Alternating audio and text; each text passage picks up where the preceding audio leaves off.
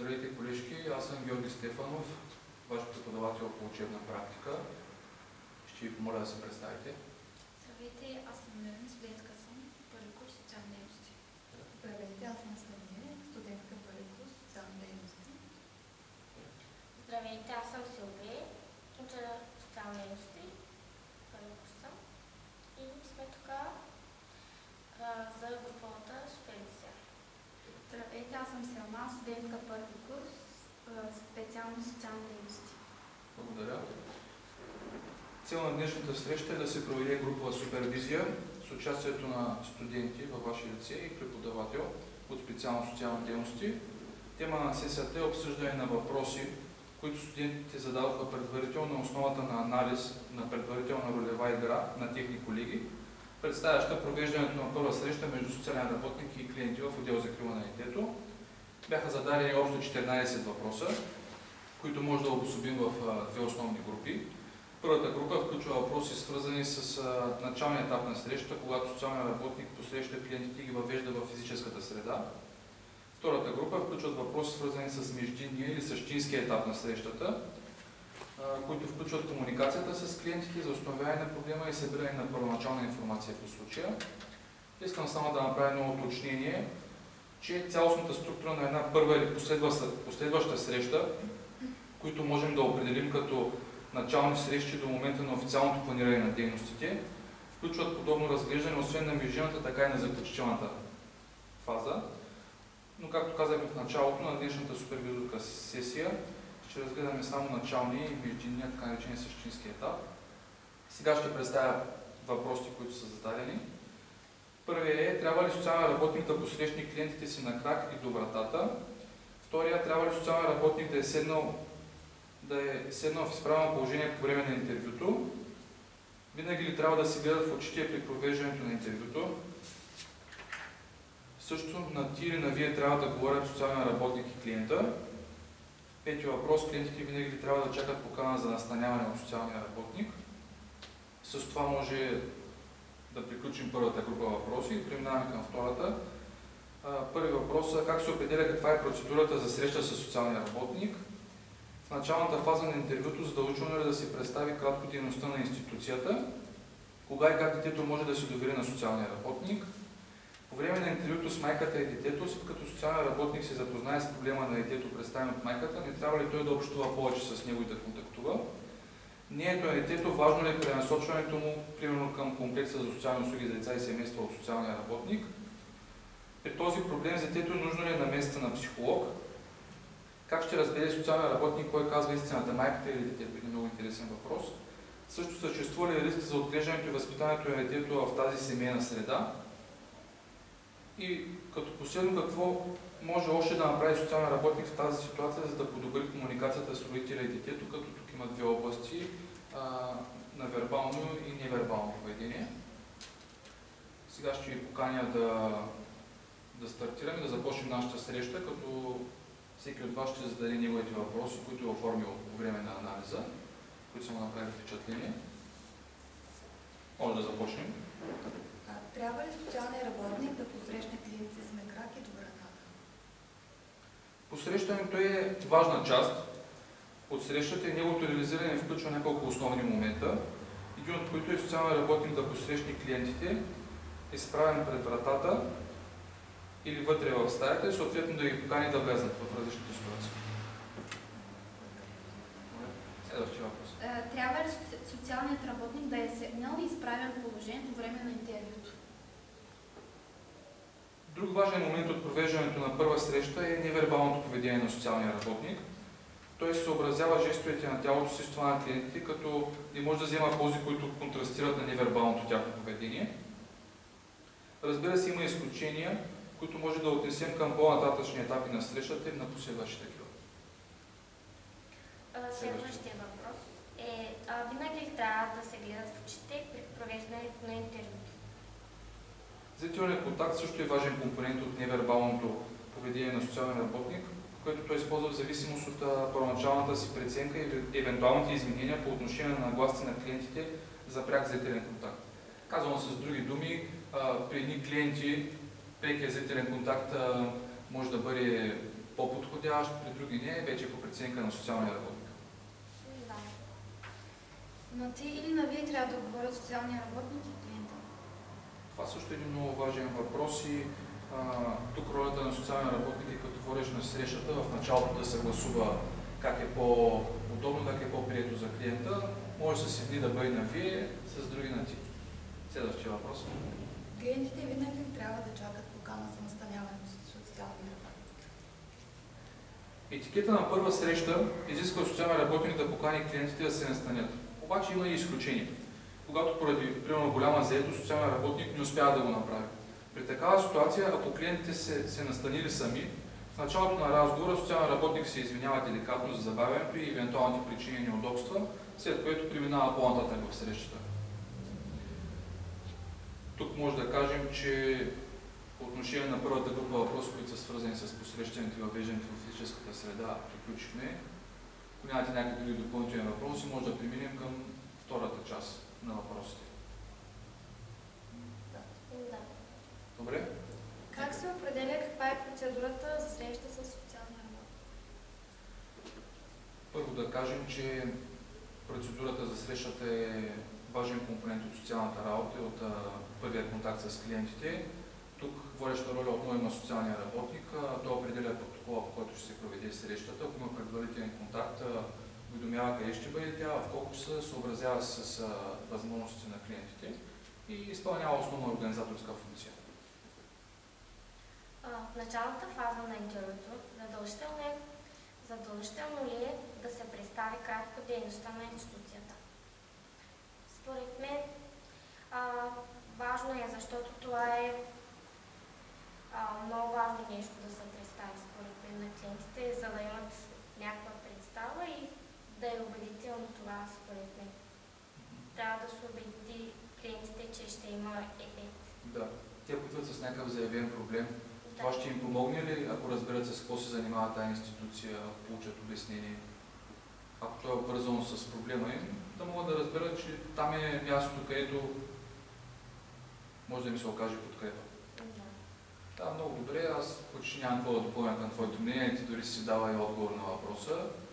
Но също това, което мога да допълня, е, че освен на дейностите на институцията, хубаво е социален работник така да представя своите функции, като по този начин застава по-близко до клиента, защото от едната на институцията е нещо по-голямо. Като човек, казвайки той с какво се занимава, как може да помогне, вече застава по-близко до клиентите и така създава доверителни взаимоотношения с тях. Кога и как детето може да се доведе на социалния работник? Този въпрос е много интересен. Може да се разгледа от различни аспекти, защото първо в началните срещи създаването на доверие с клиентите е една много важна част, много важен компонент, който социален работник следи и се стреми да го постигне, защото на тази основа после работи с тях и постига някакви резултати. Също вече конкретно за детето, самата специфика на случая може да покаже дали ще е подходящо в началото детето да участва на първите срещи или да се включи по-нататък, дали може да изрази лично мнение или да бъде със съгласието на родителя. И вече след като тази организация се осъществи, социалният работник може да почне да влиза в по-дълбок контакт с детето и тогава да развият своите доверителни взаимоотношения, но така или иначе то започва от първата среща нататък. И искам да добавя, без да се доверят клиентите към социалния работник, няма как да се споделят според мен проблемите, които имат семейството. Трябва да има доверие, да се сподели спокойно това, което не е наред. Да. Да, ти подкрепяш нуждата, че създаването на доверие в началото е много важно. Има клиенти, с които с различна степен на трудност се създава доверие. Някои последващи срещи все още не се отпускат и видимо нямат доверие на социален работник. Там вече... Да, искаш да допълниш нещо? Но с времето могат да се доверят. Да. Ако може да задам един въпрос, според тебе какво трябва да демонстрира социален работник, за да създаде доверие? Прямо ако са едни трудни клиенти, как трябва да подхожда към тях, за да спечели доверието? Първото е да има търпение.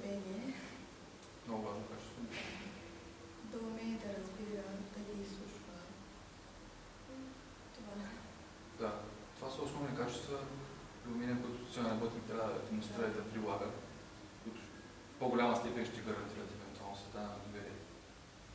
Добре, да продължим по-нататък. По време на интервюто с майката и детето, след като социалният работник се запознае с проблема на детето, представен от майката, не трябва ли социалният работник да обръща повече внимание на детето, да общува повече с него? Това също е един много добър въпрос и до някаква степен, тъй като е свързан с детето и с комуникацията с него, прави връзка с седми въпрос. И тук в началото социалният работник, влизайки в първи контакт с клиентите и, както казахме, започвайки да създава това доверително взаимоотношение, стигайки до набиране на информация, прави преценка доколко да почне да общува с детето и да взема информация от него. Разбира се, тук вече става и по-активна ролята на детето, защото представете си в една работна ситуация, социалният работник преценява, че иска да общува повече с детето, защото някаква информация му липсва или не може да се изгради преценка, но пък детето не иска. И фактически въпросът става допосочен. Може ли? Тук пак влиза доверието, според мен. Трябва да се довери. Не да го гледа като някакъв учител на някой, като приятел повече, за да се подели, за да говори с него. Да, да застане по-близко до него, Да. въпреки че най-вероятно има възрастова разлика и социалният работник има някаква властна функция, той не трябва да разчита на нея и да я демонстрира. С децата подходът е по-различен, разбира се. Добре, да преминем по-нататък. Мнението на детето важно ли е при насочването към комплекс за социални услуги за деца и семейства от социалният работник? В повечето случаи мнението на детето се взема. В зависимост от неговата възраст, то получава възможност да изрази мнението си и в оформянето на по-нататъчната документация, въз основа на която, примерно, отдел закрила на детето ще отиде направление към комплекса за социални услуги за деца и семейства, мнението на детето влиза вътре, особено ако заявения проблем е свързан с него. Освен цялата ограждаща среда, от където социален работник взема информация, примерно семейство, близки, роднини, училище и така нататък, той взема информация от детето и вече в зависимост от дали ще бъде в индивидуална консултация или заедно с родителите. Да продължим по-нататък. При този проблем с детето, нужно ли е намесата на психолог?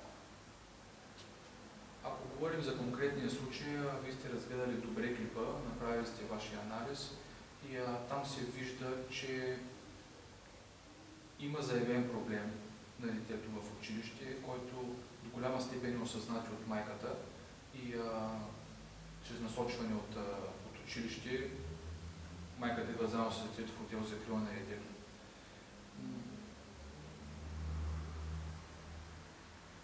В тая връзка Зависи от проблема, според мен. Зависи от поведението и състоянието на детето. да, ето много добре се включвате.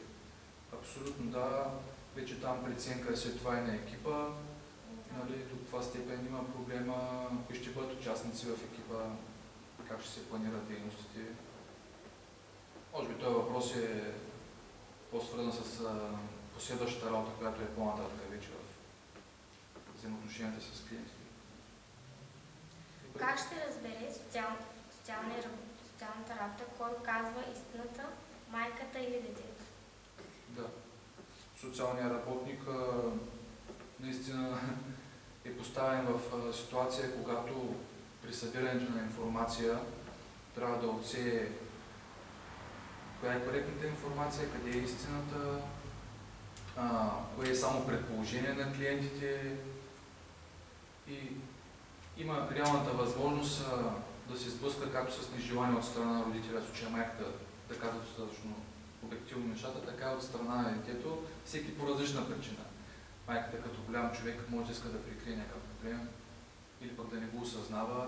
Детето също може да иска да прикрие, за да не бъде после наказано от майката. И затова е нужно със сигурност при такава ситуация, за да му стане поясно на социалния работник, да проведе няколко срещи. И винаги въпросите му да бъдат пречупени през призмата на заявения проблем и след това да преценява кой по-скоро се доближава до него или бяга от него и да разбере по каква причина. поне. Съществува ли риск за отглеждането и възпитанието на това дете в семейството? Този въпрос също е много хубав.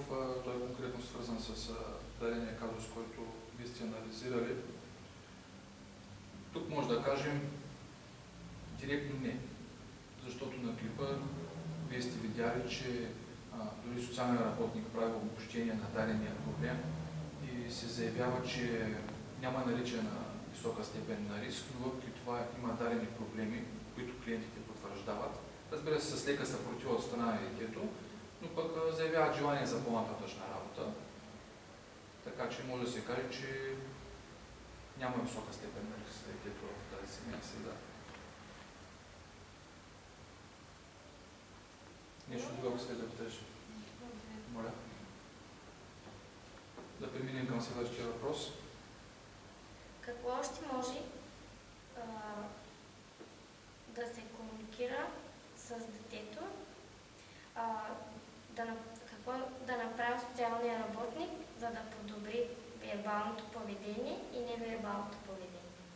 Да. Това също е един много хубав въпрос и той отваря възможността за алтернативи за работа с дадените клиенти. Примерно, вие като разгледахте клипа, видяхте как на определени моменти детето проявяваше съпротива, социален работник трябваше да общува по-близко, по-приятелски с него.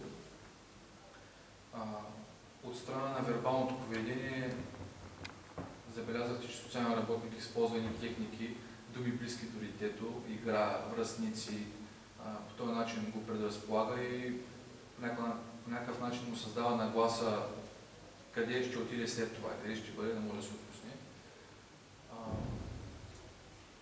По отношение на невербалното поведение, всички важни моменти, като зрителен контакт, преценен дали да бъде постоянен или не, жест на тялото.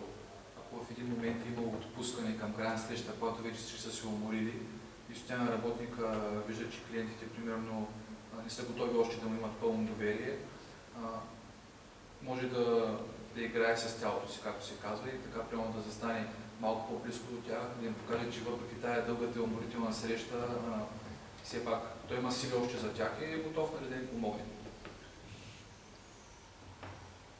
По отношение на невербално и вербално това може да се каже. Вие искате допълните нещо? Аз съм наистина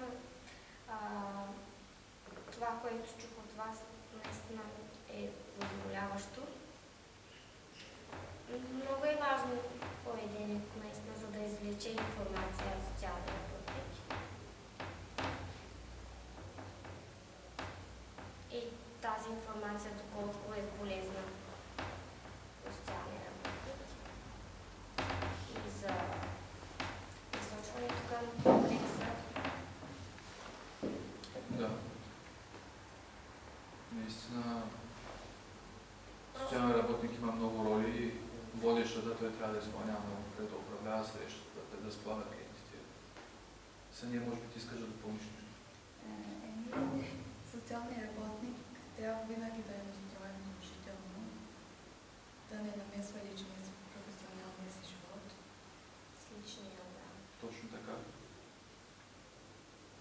Това наистина е много хубаво разграничение, което поставяш. Въпреки, че на клипа, който гледахте, анализирахте, нямаше подобна ситуация. Наистина, да, това трябва да се отбележи, че не трябва социален работник да намесва личния професионален живот, защото там става посочен проблема и ако занесе проблема вкъщи, съответно, ще има проблема в семейството си, обратното, ако почне да носи проблема вкъщи на работа, няма да бъде дейността му ефективна. Добре, някой друг нещо да допълним, да зададем въпроси, да обсъдим някой друг проблем. Аз получих отговорите, наистина бяха много полезни за мен, като един бъдещ социален работник. Добре. Ще бе изразил удовлетворение от проведената среща, доволна от отговорите. Останалите колежки? Аз съм доволна. Добре. Доволна съм и това е положително за нас за бъдеще. И аз съм доволна. Получихме си отговорите. Добре. И тогава може да дадем край на срещата, като аз също кажа, че съм удовлетворен от участието си, от комуникацията с вас. Мисля, че подробно и много точно и ясно разискахме дадените проблеми и конкретните въпроси. И за в бъдеще може да използваме един подобен подход, който и да развиваме от по-нататъчните срещи. Благодаря. Благодаря.